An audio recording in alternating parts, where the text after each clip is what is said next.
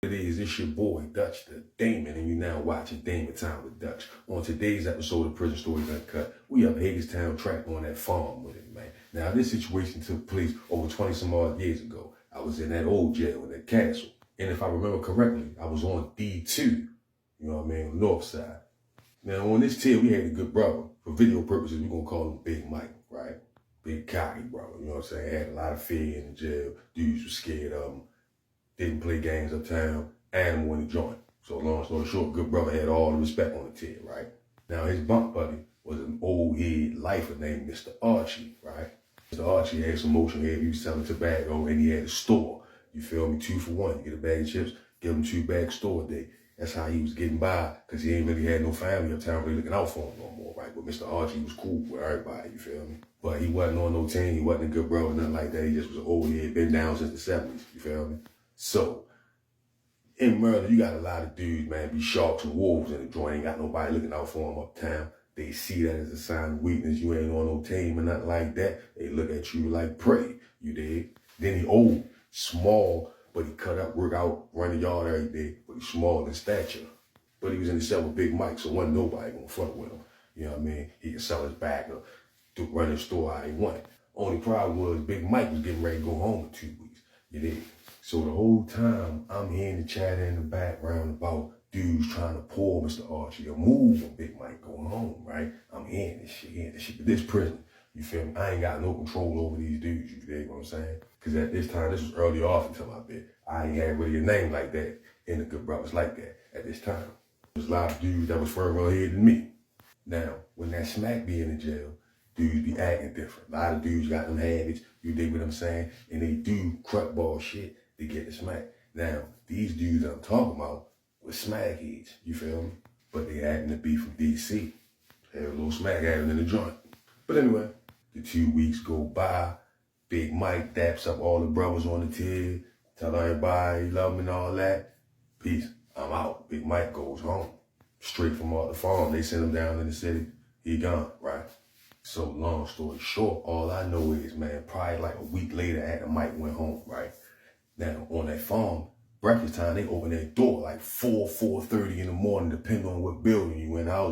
You in the first building, you might eat 4 o'clock in the morning, Jack. They slide your door right open. If you don't tell the officer the night before, look, they lock my door, don't open my door. If you don't do that, they're going to open your door like with everybody else, right?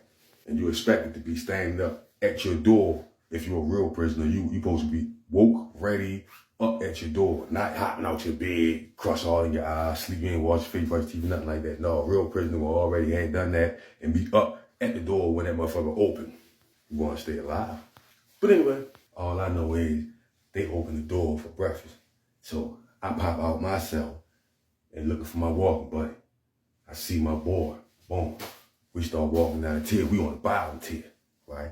Next thing you know, I hear some commotion to the left of me on the left side of the tier, right? I look up, I see dudes trying to run in Mr. Archie's cell, right? Mr. Archie, he ready to step out the cell. They grab him, push him back in the cell, and run up in his cell, right? Now, I'm looking at this, me and my man looking at this like, what the fuck is doing that, right? We don't even know it's the DC boys yet. So we trying to get a good look at who the fuck up in the cell, right? But you only got like 10 seconds to come out your cell before they close that door. If you don't get the nigga and get whatever you trying to get from him in them 10 seconds, you gonna get locked in that cell until we come back and they open it for guys to come back in the cell, right? Needless to say, these niggas get locked in the cell with Mr. Archie. Now, you gotta mind your business in prison. So we had to keep walking. Everybody walk all the tier. Like, the fuck going on with them niggas, man? They did that for an hour. They ran up in his cell.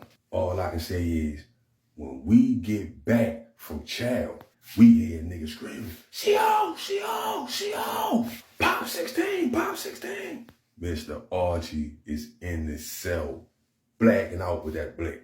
The officer run to the bubble, hurry up and hit the door. They open it. One of the DC boys run up out the cell, leaking in the motherfucking, the other one, he out, unconscious.